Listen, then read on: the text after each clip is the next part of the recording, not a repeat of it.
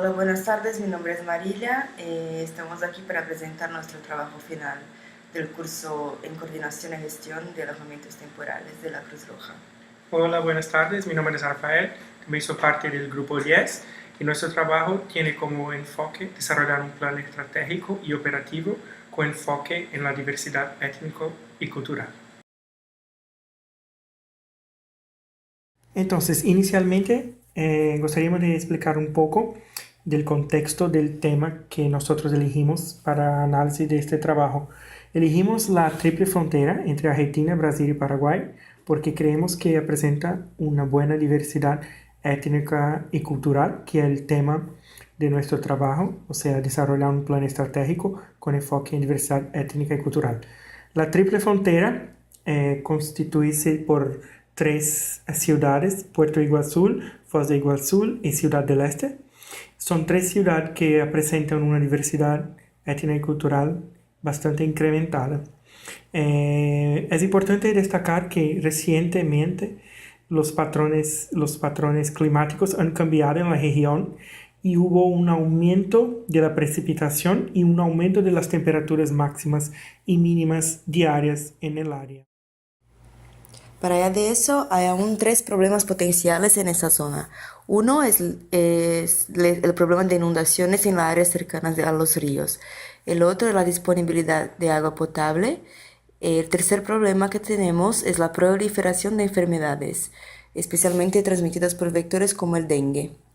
Un estudio sobre la vulnerabilidad y estrategias para la triple frontera concluye que Foz do Iguazú, que es la ciudad de frontera de Brasil, muestra un menor nivel de vulnerabilidad a condiciones meteorológicas extremas en comparación con Ciudad del Este y Puerto Iguazú. Por ese motivo también elegimos esa ciudad para el lugar para nuestro alojamiento temporal en caso de crisis ambiental en esa zona. Es también bastante importante a presentar el contexto de diversidad étnico-cultural en esta zona por ser una zona que tiene cuatro etnias bastante expresivas. Una es la etnia indígena guaraní, que está presente en Paraguay, Argentina y también Brasil, que sufren aún hasta hoy bastante discriminación, principalmente por los europeos que aún también se quedan en esa zona, que son los caucasianos, y que detienen bastante poder económico. Para allá de ellos, los criollos también, que son históricamente un pueblo que sufre bastante discriminación en Brasil, también viven en esa zona. La más reciente migración que hay en la triple frontera son de los sirianos y libaneses, que son musulmanes y que en la ciudad de Foz do Iguazú, por ejemplo, hay bastante mezquitas, en la ciudad del Este también, y Puerto Iguazú, por ser una población bastante expresiva en esa zona, por también un interés económico y de comercio. En razón del contexto presentado, nosotros tenemos que tomar en cuenta esa situación de diversidad étnico-cultural para establecer nuestra planificación de alojamiento temporales en situaciones de emergencia en el área analizada. Entonces, acá tenemos algunas consideraciones iniciales que deben se tomar en cuenta para el análisis. En tema de planificación, es importante antes de empezar cualquier instalación de alojamiento temporal que se haga una planificación detallada.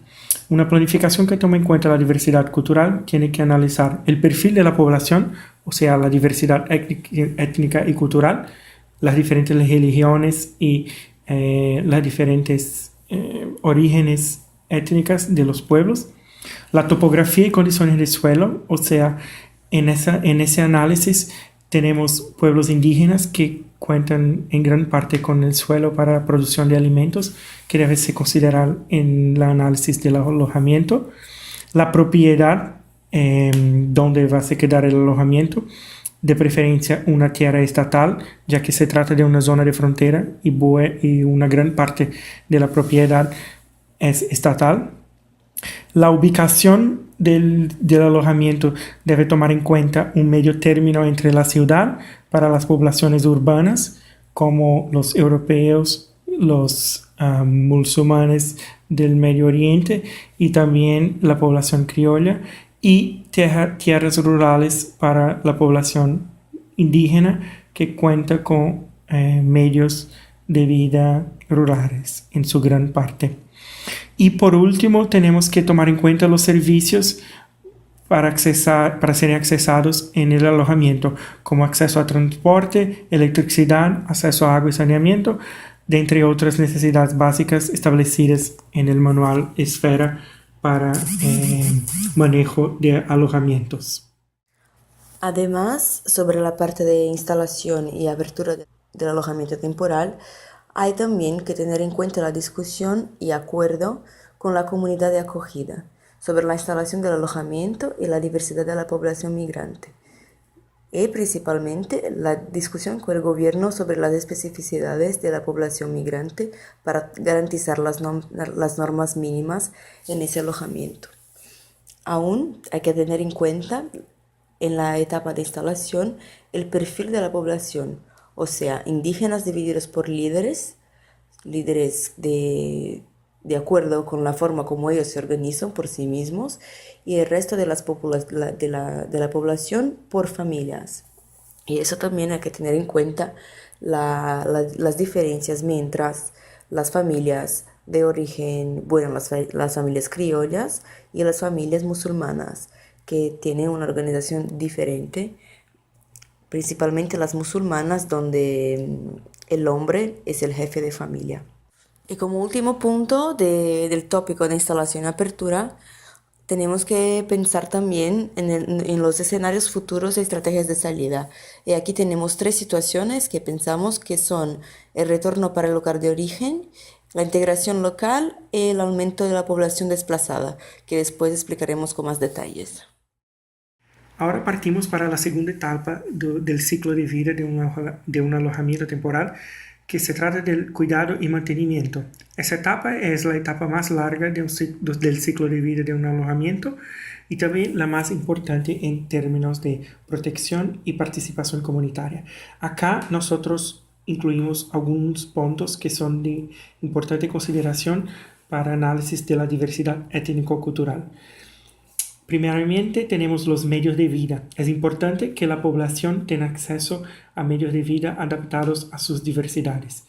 Ejemplo, una reserva diaria de plantación para las poblaciones indígenas para que ellos puedan implementar sus tradiciones y su medio de vida en plantaciones rurales.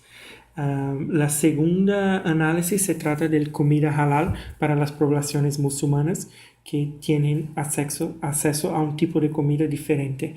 En ese sentido, es importante que como gestores de un alojamiento temporal hagamos acuerdos con distribuciones que tengan posibilidad de traer comida halal al alojamiento. En tercer punto, se trata de las artesanías, que serían maneras de garantizar economía propia a los beneficiarios del abrigo y para que ellos puedan tener una ocupación. En ese sentido, pensamos en esa posibilidad principalmente para las poblaciones indígenas. El segundo punto de análisis se trata de la protección. En la protección tenemos que dar un especial destaque a la violencia basada en género, principalmente en mujeres y la población LGBT.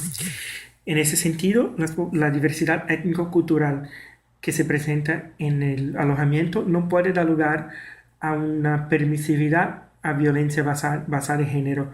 Hay que hacer una diferencia entre cultura y violencia. Por eso, no podemos permitir que tradiciones, principalmente tradiciones patriarcales, se conviertan en violencia contra mujeres y comunidad LGBT. Otro punto de destaque son los baños adaptados para las necesidades indígenas y para las necesidades islámicas.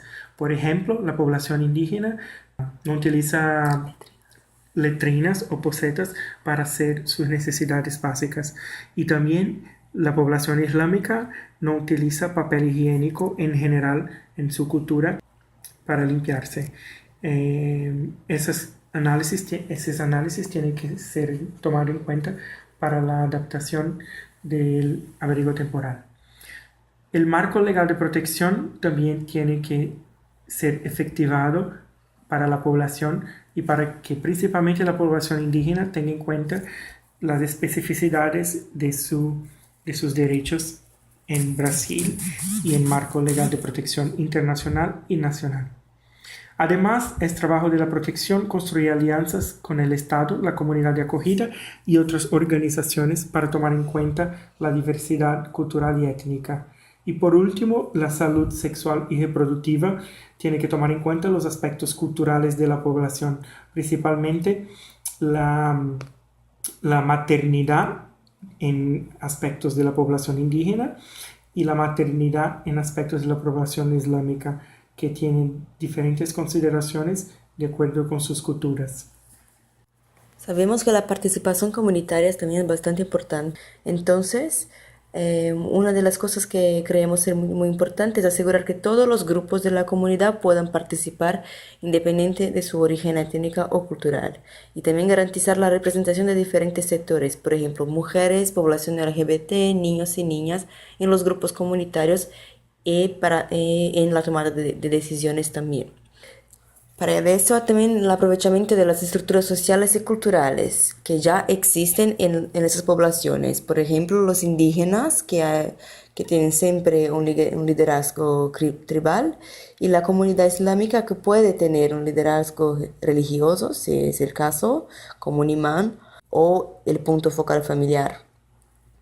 Y siempre como es una población bastante diversificada, es importante hacer actividades de interacción cultural, que sea teatro, música o radio, como parte también de gestión de información, que vamos a hablar en un rato, y también baile o culinaria, lo que puede ser de cambio de culturas, de interacción y coexistencia entre todos esos pueblos de orígenes.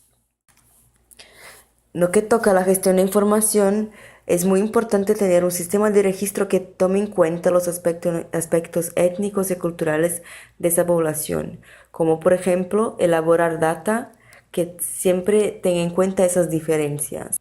Informaciones también en diferentes lenguas, por sabermos que ahí en la triple frontera se habla guaraní, castellano y portugués. Entonces la parte de gestión de información, como por ejemplo la radio, sería muy importante que pasase información en las tres lenguas y para allá de eso los grupos focales y todas las informaciones importantes, sea por la gestión, sea por los grupos comunitarios.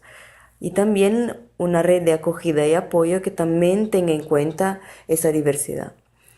Para el monitoreo pensamos en algunos indicadores que pueden nos decir cómo está el trabajo en el alojamiento temporal, como por ejemplo una reducción de casos de violencia o transgresión de normas, una participación activa e interacción de la comunidad, reducción de casos de enfermedades y números de personas que desarrollan actividades económicas.